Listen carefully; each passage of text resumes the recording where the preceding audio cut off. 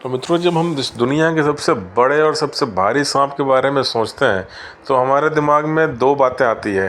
क्या एनाकोंडा दुनिया का सबसे बड़ा सांप है, सबसे भारी सांप है, या जो पाइथन जिसे हम अजगर कहते हैं वो इस दुनिया का सबसे बड़ा सांप है या सबसे भारी सांप है? इन दोनों में ज़्यादा ताकतवर कौन है, और क्या एनाकोंडा और पाइथन दोनों एक ही हैं? तो चलिए इन बातों को हम पूरी तरह से आज डिटेल में जानेंगे। वीडियो को प्लीज़ एंड तक देखते रहिएगा। तो अगर हम बात करें एनाकोंडा की, जिस पे एक मूवी भी बनी थी एनाकोंडा, आप सबने देखा होगा उसे। तो वो बेसिकली एक वाटर स्नेक है, बेसिकली एक एक्वेटिक स्नेक है। ज़मीन पे वो नहीं पाया जाता। कुछ स्पीशीज़ इसकी सेमी एक्वेटिक भी है, और इसकी जो डिस्ट्रीब्यूशन है वो ज़्यादातर जो है साउथ अमेरिका के जो स्वैम्प हैं, जो कि नील नदी या जो अमेज़न रेन फॉरेस्ट है वहाँ पे ये पाई जाती है, दलदली इलाकों में। लेकिन मुख्यतः ये पानी में ही रहता है, और कुछ ऐसी झील या तालाब जिसमें ऊपर से जंगल या जलकुंभी उगे होते हैं वहाँ पे ये रहना सबसे अधिक पसंद करता है। और इसकी अगर हम लंबाई चौड़ाई की बात करें तो जो दुनिया में सबसे बड़े एनाकोंडा है वो लगभग लगभग 150 से लेकर 200 किलो तक के हो सकते हैं, और ये पाए जाते हैं। और इनकी जो लंबाई है वो लगभग 25 से 30 फीट की होती है। तो इस हिसाब से हम इन्हें अगर साइंटिफिक लैंग्वेज में देखें तो इन्हें वाटर बोस भी कहते हैं, BOAS, जो इनका एक स्पीशीज़ मतलब वो साइंटिफिक नाम है। और अगर हम इनका जो जीनस देखें, जो स्पीशीज़ के पहले आती है, तो उसमें ये जीनस में इनेक्टस जीनस के अंदर आते हैं, जिसमें 5 स्पीशीज़ हैं एनाकोंडा की जो अभी भी पाई जाती है, जिसमें कि सबसे बड़ा होता है ग्रीन एनाकोंडा। ग्रीन एनाकोंडा के अलावा कुछ और भी प्रजातियां इसकी हैं स्पीशीज़, जैसे कि एक है येलो एनाकोंडा, बोलिवियन एनाकोंडा और डार्क स्पॉटेड एनाकोंडा। बट जो सबसे अधिक जिस एनाकोंडा को स्टडी किया गया है वो है ग्रीन एनाकोंडा। इसके ऊपर जो है इसकी चमड़ी एक ग्रीनिश, एक हरे रंग का एक टेक्सचर होता है, जिसे इसे ग्रीन एनाकोंडा कहा जाता है। अगर हम इनके विचित्र बात है मेल फीमेल के साइज़ की, तो सबसे बड़े एनाकोंडा हैं जो 200 से 250 किलो तक के हो सकते हैं, वो फीमेल्स होती हैं। कहते हैं कि मेल के मुकाबले फीमेल का जो बॉडी वेट और साइज़ है वो 4 गुना बड़ा होता है। तो इस हिसाब से अगर हम इनके शिकार करने का अडेप्टेशन देखें तो अधिकतर ये पानी के नीचे रह के शिकार का इंतज़ार करते हैं। और जो अमेज़न रेन फॉरेस्ट जहाँ पे ये पाया जाता है वहाँ एक और प्रजाति है जो कि बेसिकली एक रोडेंट्स की प्रजाति है, चूहों की, जिसे कहते हैं कैपिबोरा, CAPYBORA। कैपिबोरा बेसिकली एक बड़े आकार के चूहे हैं। वो देखने में अगर आप उसे गूगल सर्च करेंगे तो छोटे से सूअर के बच्चे की तरह दिखता है, उतने बड़े होते हैं, लेकिन वो बेसिकली चूहे की फैमिली का, प्रजाति का वो जानवर है।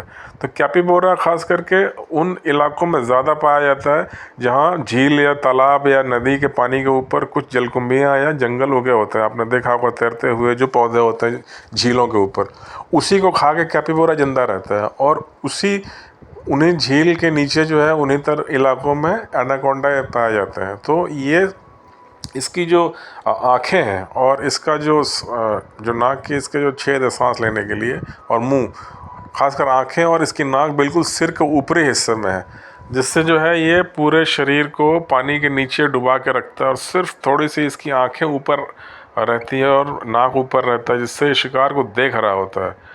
और ये जब तैरता है तो पूरा शरीर पानी के नीचे नीचे चल रहा होता है, सिर्फ थोड़ी सी इसकी सामने के सिर की तरफ आँखें जो है वो पार्ट बाहर होता है। और इस शिकार के नज़दीक पहुंच के जो कैपिबोरा की स्पीशीज़ उस तरह वो झुंड में चलती है, कैपिबोरा वो जो झील के पानी के ऊपर उगे हुए जंगलों को खा रहे होते हैं, तभी ये उन्हें पकड़ता है। बेसिकली ये एक कंस्ट्रक्टर क्लास में आती है, यानी कि जो कि जहर नहीं होता, और कंस्ट्रक्ट यानी दबा के मारती है अपने शिकार को, बिल्कुल पाइथन या अजगर की तरह। इस मामले में ये सिमिलर है। और जब बिल्कुल हार्ट में ब्लड सप्लाई रुक जाता है दबाव के कारण इनके शिकार का, तो हार्ट फेल हो जाता है, और जब शिकार मर जाता है तो फिर वो उसे धीरे धीरे निगलना शुरू करते हैं।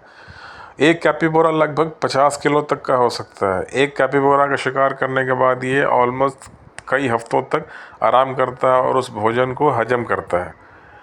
इसके अलावा एक जब ये शिकार को निगलना शुरू करता है तो मुंह के अंदर पीछे की तरफ मुड़ी हुई दांतें होती हैं जो कि शिकार को अंदर की तरफ खींचने में मदद करती है। उस दांत में फंस के शिकार को ये अंदर की तरफ खींचता है और इसका मुंह और बड़ा होकर शिकार के आगे की तरफ चला जाता है, जिससे और शिकार मुंह में के अंदर घुसता चला जाता है। ये शिकार को पूरी तरह से निगलता है, ये टुकड़े करके नहीं खाता। इसमें एक अडेप्टेशन कमाल की इनकी ये है, बिल्कुल एनाकोंडा की तरह। एक वीडियो में मैंने बताया था कि जो इनकी जो सांस की जो नली है, चूँकि जब ये शिकार को निगल रहा होता है तो उस समय मुंह पूरी तरह से स्ट्रेच्ड आउट होता है और शिकार मुंह और गर्दन के बीच में फंसा होता है। उस समय जो इनकी सांस की नली है वो ऊपर की तरफ उठ जाती है और वो मुंह के ऊपरी हिस्से से होते हुए एक तरफ बाहर स्नाउट की तरह निकल आती है, जिससे इनकी सांसें चलती रहती हैं और इस प्रकार शिकार को ये पूरी तरह से मरने के बाद निगल जाता है। अब अगर हम इनके मेटिंग सीज़न की बात करें तो बेसिकली ये रिसर्च करके पाया गया है कि ये ड्राई सीज़न जो होता है, इसमें बारिश कम होती है, यानी कि सितंबर अक्टूबर जब बारिश समाप्त हो जाती है उस समय से लेके अगली गर्मियों तक, यानी बरसात शुरू होने के पहले इनका मेटिंग सीज़न होता है। और जो है ये एक फीमेल कुछ हार्मोन्स रिलीज़ करती हैं, जिसके बाद कई सारे मेल के साथ जो है उसका सहवास होता है। और चूँकि 4 गुना अधिक बड़ा साइज़ है फीमेल के शरीर का, तो ये कई बार फीमेल जो है उनमें से किसी मेल को खा भी जाती है सहवास समाप्त होने के बाद। ये इनकी एक लाइफ साइकिल है।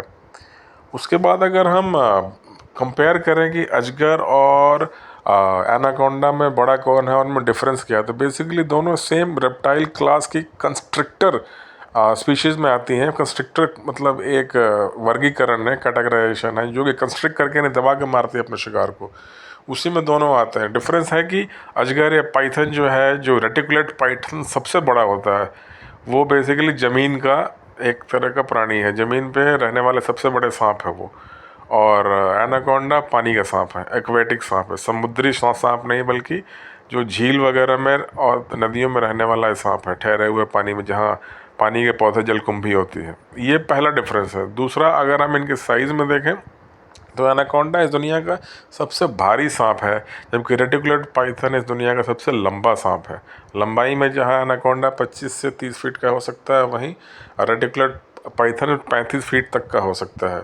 वजन के मामले में ज़रूर बाजी मारता है एनाकोंडा। एनाकोंडा 200 से लेकर 250 किलो तक का हो सकता है, वहीं जो रेटिकुलेट पाइथन है वो 70 से 80 किलो तक का ही होता है। तो क्योंकि शरीर काफ़ी मोटा और मांस बहुत ज़्यादा होता है एनाकोंडा के शरीर पे। तो मित्रों, ये था मेरा वीडियो। यदि पसंद आया हो तो प्लीज़ मेरे चैनल को लाइक कीजिए, वीडियो को और सब्सक्राइब कीजिए और शेयर